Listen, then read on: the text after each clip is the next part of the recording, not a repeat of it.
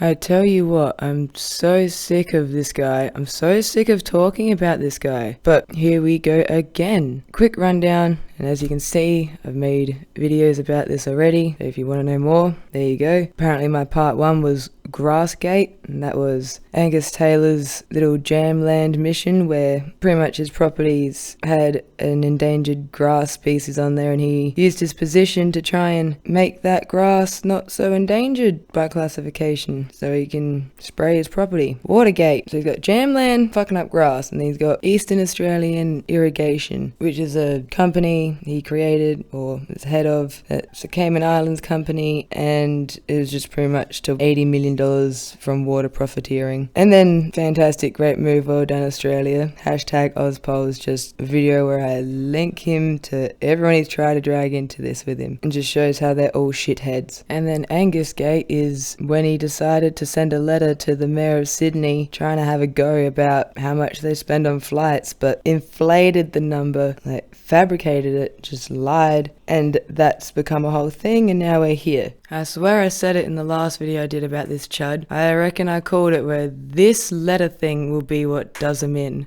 And I will point it out, maybe obvious to me, but I'm still gonna point it out. Trying to get old mate Josh to change the endangered classification of a plant? Meh, who cares, it's only grass. $80 million to a Cayman Island company at the expense of water, thing we need to live. Meh, who cares? All this corruption with all these people involved, rather you're not, but you write a letter that's got the wrong numbers in it, that's it, we got you, fraud, you're going down, son. Why do governments keep doing that? Where someone will give them more than enough reasons to get rid of them, and then something very, minor in comparison to everything else they've done, we got him. Now let's listen to some dumb shit the Prime Minister has to say.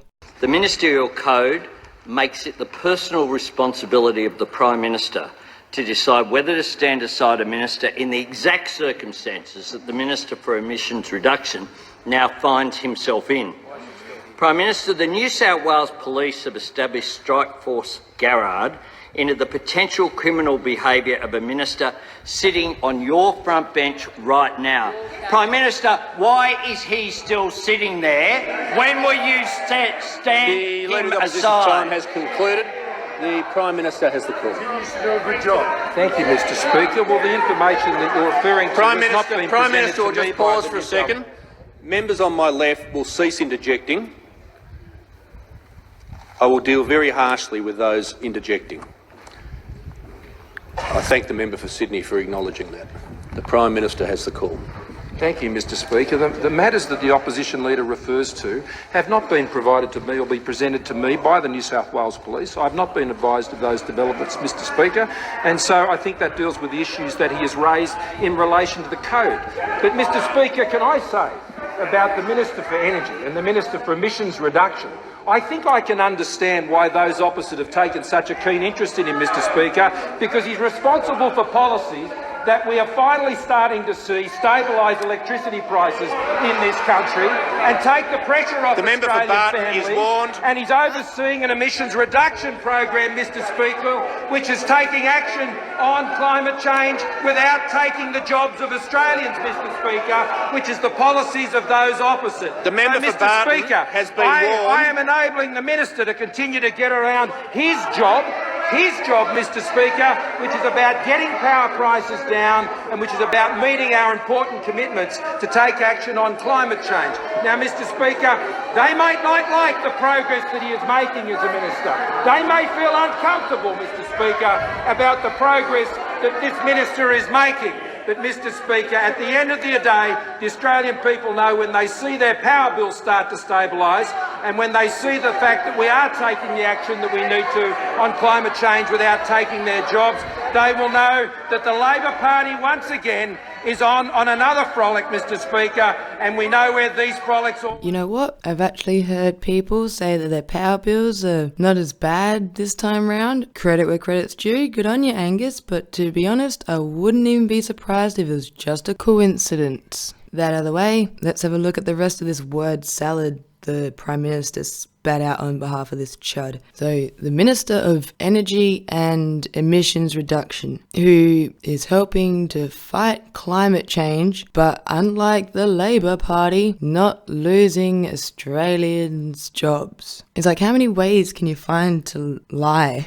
in one breath, Mr. Morrison? Let's have a little look, shall we? Alright, let's have a look at keeping these jobs, supposedly. Now, this one here isn't his fault, Business Insider Australia, because it goes back to 2015, but I figure it just helps build my case. Last year, October, Glencore, 430 jobs gone, and the West Australian, that's Kerry Stokes, he owns Media and Mines, so that article is pretty favourable to getting more machines and less people. They do this whole double talk of they're not replacing jobs, they're improving jobs. Like, you can't say you're keeping mining jobs when most mines are automating more and more parts of it, from extracting the resource, transporting the resource. It's unavoidable. Like, companies have been told that their whole purpose is to maximize profits, and using machinery will do that. So I don't understand why politicians are getting mad that they're losing people's jobs. Fucking idiots. Alright, here's one from just about 2 weeks ago. Small caps, never heard of them, but BHP announces plans for driverless trucks at Goonyella Riverside coal operations in 2020. Australia's largest coal producer, BHP Group, has announced that it will automate 300 jobs in Queensland's Boden Basin following the conversion of 86 Komatsu trucks to autonomous haulers next year. BHP, Bilton Mitsubishi Alliance, BMA, will introduce the technology to Goonyella Riverside coal mine near Moranbah, making it the largest miner in the area to embrace robotics for the sake of performance, efficiency, and worker safety. The converted trucks are designed to increase operational hours and deliver more consistent cycle times while reducing risk exposure and decreasing safety incidents. They will enable more material to be moved efficiently and safely, creating a related increase in productivity. The first converted trucks will arrive on site mid-2020, with full rollout expected to take 24 months. This decision will see Goonyella become the first BHP operated mine outside of the Pilbara region to move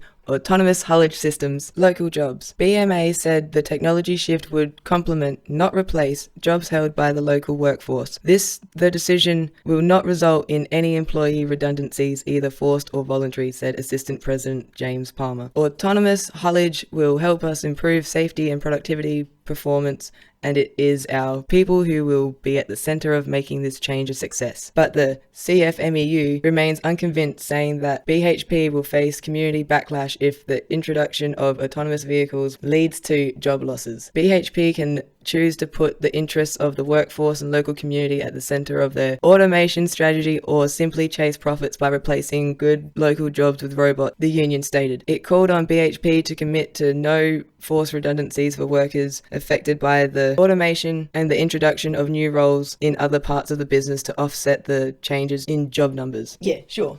Do people not know how capitalism works? What mind functions like that? Transformative technology. Goonyella is not the first BHP site to accelerate the use of transformative technology. In 2014, the company completed a trial of driverless lorries made by Caterpillar, the world's largest heavy equipment manufacturer, at its coal mine in New Mexico. Closer to home, the Jimblebar iron ore mine near Newman, which opened in 2014 and became a test site for driverless truck technology, was the first in BHP's Pilbara iron ore portfolio to go fully autonomous in 2017. BHP said autonomous haul truck fleets could top 500 within the next 4 years across the iron ore and coal sites. Driverless pioneer, but it was mining giant Rio Tinto that pioneered the concept of driverless trucks in 2015, when its Yandi Kunjina and Namoldi sites became first in the world to start moving all of their iron ore solely by fully remote controlled vehicles. The vehicles are controlled by workers at an operations hub in Perth, 1,500 kilometers away. The trucks carry over 20 million tons of high-grade ore per month, run 24 hours a day, 365 days a year. Rio estimated the technology could save 500 work hours per year and reduce worker risk from fatigue brought on by the repetition of driving haul roads. The company is clearly a fan of their technology. In 2017, Rio announced it would expand its autonomous fleet by the end of 2019 to 140 trucks. In mid-2018, it revealed plans to create the first intelligent mine at the planned 3.8 billion Kudayeri iron ore project, which will integrate extensive automation and digitalization technologies over a 30-year lifespan. Kudayeri is expected to produce around 40 million tonnes per year from 2021, but it could be expanded to yield 70 million tonne or more at a later date. Rio has partnered with Caterpillar for the supply of 20 autonomous haulage trucks and 4 autonomous blast drills at the mine, as well as automation technologies and enterprise systems. It will also supply a range of regular loaders, dozers,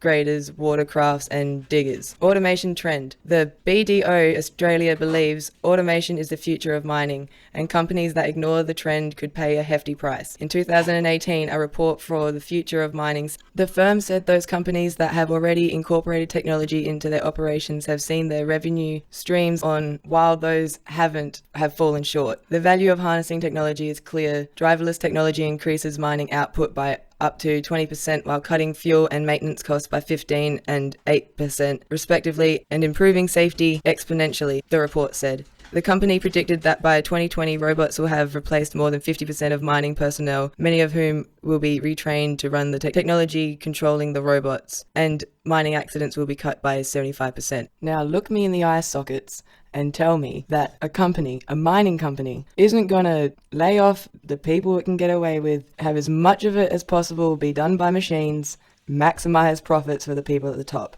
Look me in the eye socket and tell me they're actually gonna maintain the jobs they had and maintain a mind. I always was baffled by this whole, jobs, by something that is obviously gonna be temporary. Duh. Let's be real here. I can see it. I'm sure if you're watching this channel, you can see it too. That any language talking about machines to keep the workers safer and make it so they have more time with their family is all just flowery bullshit. Where machines, you only need to buy and you don't need to pay a wage to. So if there's going to be a machine that can cut out as many jobs as it can, the company is not going to keep people around. You are delusional if you think that.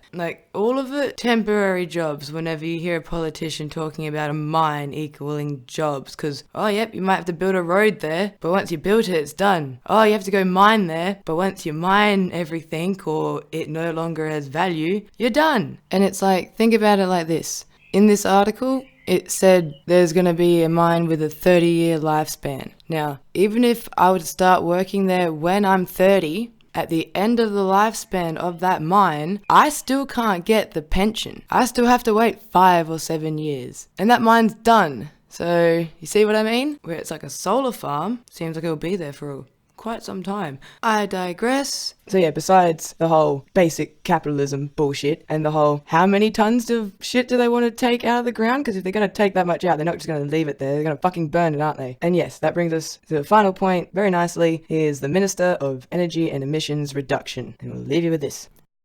Not a quarter. Over the year, they're up by 0.9%, and they have increased every year for the last 5 years. Well, they are coming down right now, Barry. And if we go right back, when we got into government... That's not what the figures say. Well, I'm telling you what the figures were from the report that came out last week, and you should have a read of that report, because 1.4% down, 3.5% down in the electricity. You're relying on one quarter, where for the last 5 years the figures have shown an increase. Hang on, Barry.